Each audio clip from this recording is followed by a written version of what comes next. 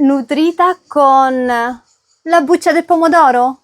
Oh sì, grazie al preziosissimo oleolito che possiamo fare appunto usando questo che per tanti è uno scarto. La prima cosa da fare è essiccare perfettamente le bucce di pomodoro lontano dalla luce diretta del sole. Quando avranno questa consistenza frusciante e cartacea, sono pronti per essere utilizzati per il nostro oleolito. Dopodiché li riduco in piccoli pezzi. Metto tutto in un vasetto perfettamente pulito, dove dei colpetti sul fondo, e poi verso tanto olio fino a coprire a filo i pezzetti di buccia. Io ho scelto ancora una volta il mio preferito, l'olio di girasole spremuto a freddo, perché è già molto ricco di vitamina E. Chiudo perfettamente con il tappo.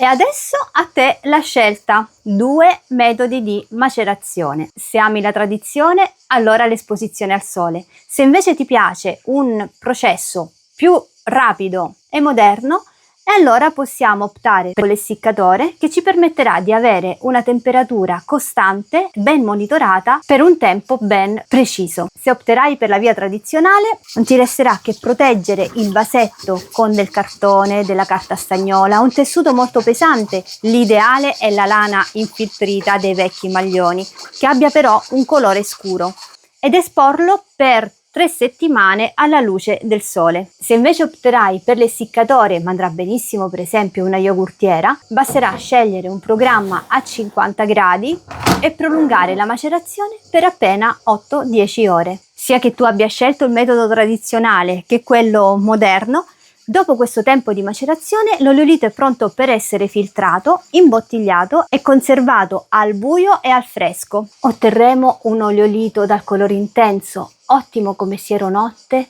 ma anche come doposole. Ma quali sono le sostanze presenti nella buccia del pomodoro?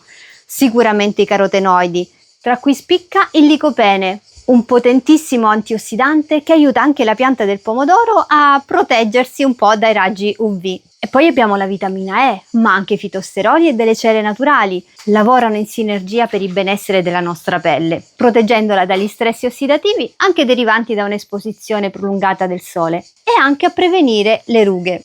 Avresti mai pensato che le bucce del pomodoro, che spesso si buttano, sono invece ricchissime di sostanze che si solubilizzano abbastanza facilmente negli oli che possiamo utilizzare per la nostra fitocosmesi?